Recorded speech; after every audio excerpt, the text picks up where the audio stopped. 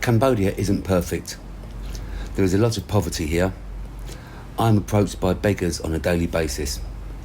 I'm often overcharged simply because I have white skin and a nose like Woody Woodpecker. There is a lot of litter. Some of the roads are atrocious. The traffic laws are pretty non-existent here, and records show that over 1,700 people were killed in road traffic accidents in 2022. That's over 5 a day. And obviously that's not including bumps, knocks and non-fatal serious collisions. Cambodia has a landmine problem. The more rural areas of the country still have unexploded ordnance left over from the reign of the Khmer Rouge. Whilst efforts are being made to clear them by various demining organisations from around the world, there are still many casualties and deaths each year, and as a result of this, Cambodia is home to one of the highest populations of amputees anywhere in the world. It's also very dusty and dry at this time of the year, and the air quality can also be quite bad. Scams and petty crime. There are plenty of both. I personally know people that have withdrawn money from ATM machines and have been given fake $100 bills. I have also heard anecdotally about people languishing in massage parlours while their wallets and bags have been stored away in lockers. And whilst this is taking place, someone unscrupulously comes in, opens the locker, takes out their bags and replaces their good banknotes with fake ones once again. Wow, it sounds like a pretty awful country, doesn't it? No, it's not. It's bloody great.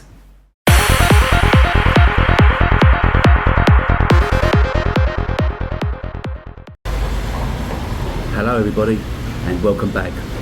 Okay, it's a bit noisy around these parts this morning, and I hope you can hear me okay.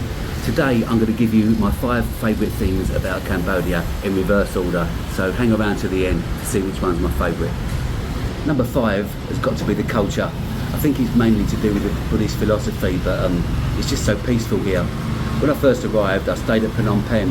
Now there's a lot to see and do here, and the streets are very busy, and at first glance it can all seem a bit manic. But if you make eye contact with the people, they'll smile at you. There's no road rage, no fighting, and almost every idiot that I've met since I've been here has been a foreigner. There is a lot of poverty here, so some Khmer people will try and take the opportunity to make a few extra bucks from you. But in general, it's friendly and fun. Now I'm living in a town about an hour away from Phnom Penh, and it's very different here. Almost all of the people I pass, not all, but most, smile and wave, and are very responsive if you try and speak a little bit of their language. To start with, it's quite hard, but with some practice it becomes easier. I'm actually paying for lessons now, and I hope to be able to have basic conversations in Khmer by the end of the year. Number 4 is the beauty, the landscapes. It's absolutely wonderful. When I first came to Cambodia in 2022, really I was thinking, I came here to see Siem Reap, to go to Angkor Wat, but I thought it was mainly for people who wanted to do visa runs or for perverts like Gary Glitter. How wrong was I? Now don't get me wrong, Siem Reap, Angkor Wat is fantastic. There's some stunning temples to go and see, and it's got to be, I consider, one of the most beautiful, most poignant places that I've ever visited in the world. You know, there's other places, there's beautiful beaches and there's mountains and there's stuff, and incidentally Cambodia's got all that as well, but Angkor Wat, there's something special about that, seeing the temples that are over 1,000 years old, where nature started to reclaim them. There's so much history here, it's quite a sight to behold. But apart from Angkor Wat and Siem Reap, there's a lot more to see, and I've really barely scratched the surface so far. I haven't been to Battambang, Mondulkiri yet, I haven't been to Sihanoukville, I haven't been to Koh Rong. I've visited a few places, I've been to Kampot, I've been to Kep, I've been to Kampong Chenang, and I've moosed about a little bit and got a feel for the place, but there's so much more to see here. It truly is a wonderful country, very, very underrated. Yeah, if you're the sort of person who likes to have an adventure, if you like mountains, waterfalls, countryside, caves, temples, beaches, hiking, wild camping, wildlife, Cambodia definitely has you covered. If you're interested, you can check out some of my older videos where I've explored some of this country, and it's well worth a look. You'll be surprised how beautiful it is. Number 3 has got to be value for money. Now, this is a little bit of a sensitive subject because there's many Khmer people that struggle to make ends meet here. I mean, I'm talking people that live on $200 or $300 a month with families to feed, and so some stupid old English bloke harping on about how cheap it is here could be considered a bit disrespectful. So I need to treat this subject a bit sensitively.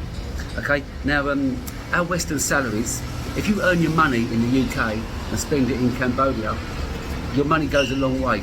Obviously, to live here, the salaries won't be as good as you can expect back home, but it's not difficult to get a really nice Khmer meal for around $2. That will include a plate of beef fried rice or pork or maybe chicken with a bowl of soup and an iced tea thrown in for good measure. And it's good stuff. You can normally get a beer for around $1. A packet of cigarettes are around the equivalent of maybe 60 pence in the UK, which is a bit of a double-edged sword really, because if you've got a problem with cigarettes and alcohol, it's a bit of a red rag to the bull. Hotels here, you can get a really nice hotel in Phnom Penh for around 20 to 30 pounds a night, and that's going to have a swimming pool. It's going to be top class. It's going to be nice views, often with breakfast included, and you'd be surprised at what good value for money it is. You can also rent an apartment for however much you want. You can, if you really want to be a skinflint or you're short of cash, you can rent somewhere for as little as $100 a month. If you're loaded, you can get somewhere for maybe $500 a month, and it'll have a swimming pool on the roof. It might have a steam room. It'll have a gym. You'll have someone come around and clean the room twice a week for you. 24-hour security, parking for your motorcycle or your car. My last apartment was $250 a month, and I paid an extra $5 for water a month, and my electricity bill was maybe $30 a month. You know, that's considered expensive, but doesn't seem that expensive to me really. Transportation, tuk-tuks. When you first see a tuk-tuk driver, his opening gambit will usually be to try and pull your pants down, but once you get the gist of it, that's very difficult to do. You just don't accept their first price anymore. I mean, I've been here for a while now and I know how much a tuk-tuk will cost. So, and if you're in any doubt, just use PassApp. PassApp will often be less than half the price that a tuk-tuk driver will charge you. You can't go wrong if you use PassApp really, especially if you're a newbie. Number 3 has got to be ease of entry. You don't need KY jelly to enter Cambodia, the Kingdom of Wonder. Staying in Cambodia is relatively straightforward really. To start with, you need a 30-day visa. This can be purchased online prior to leaving your home country, which is what I did, or you can simply rock up and buy it on arrival. Once you're in, you can extend your visa. I bought a 6-month visa, but next time, subject to my circumstances, I'll extend it to 1 year.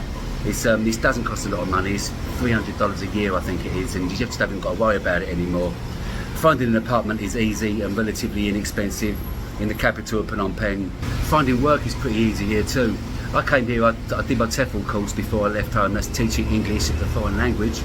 And when I arrived here, I went and printed my CV out 10 times with my TEFL certificate and a copy of my passport. I got a tuk-tuk driver to take me around the 10 nearest hotels. I just went and introduced myself. Hello, my name's Tony, I'm an English teacher from London in the UK. And I'm wondering if you've got any vacancies at the moment. If you have, please feel free to contact me. The next morning, I got a phone call. I was working within weeks. It was very straightforward. Now the salary may appear low at first, but it's plenty. It really is plenty. You can live here on $1,000 a month quite comfortably, you know, unless you've got a penchant for the Sweet Mary Jane or the Yabba, or or you're an alcoholic, or you like the ladies. Just use your loaf, live a decent life, and if you can earn $1,500 a month here, you can live very comfortably on that and save some as well. Once you start work, you're going to need a work permit. Now the school will usually help you with that, both financially and paperworkly as well. It depends on the school, but in my experience, they will normally try and help you. Anyway, once you've got your job and you get a job offer letter from the school and your work permit and your 6-month plus visa, you can then go to the bank and you can open up a bank account. It's pretty straightforward. The staff are usually very polite, very friendly, and they speak good English. In my experience, if you want to speak English to Cambodian people, Go and find the youngsters. They're excellent. Some of the youngsters that I've met in Cambodia speak English just as well as English counterparts, honestly. And for the grand finale, number one, it's got to be the people.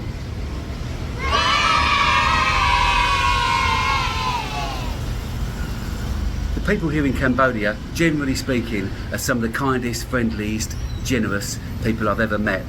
I walk along the road and people smile and wave and shout hello. There is a restaurant I visit regularly. It's owned by a middle-aged couple, and the food is delicious. And it cost me around 8,000 real, which is $2, which is £1.60 in UK money. And the lady often gives me free mango for dessert. You know, they're just very, very nice. They just appreciate you being there, and they just they appreciate your custom. It's not like that everywhere, but it often is like that. You know, you find these places, and me personally, I find these places and I tend to become a loyal customer to them. My Khmer work colleagues, they're wonderful, they're so supportive and so fun. Their English is very good. I can ask them anything, inside work or outside work, and they've become very dear to me, they really have.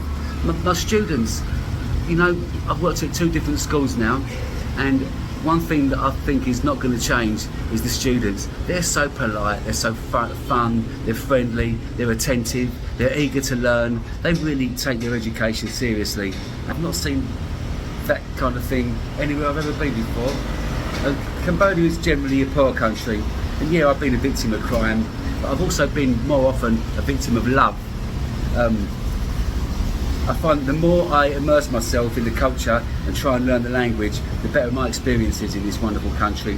Yep, the Khmer people are definitely top of the charts for me. Anyway, thank you very much for watching. Please like this video and subscribe if you haven't done so already. Leave your comments, tell me what you think about Cambodia. Are you planning to come soon? Have you been before? Do you think it's great? Do you think it's a dust bowl? It's all subjective, and lots of people have got lots of different opinions about it. Please let me know. Anyway, until next time,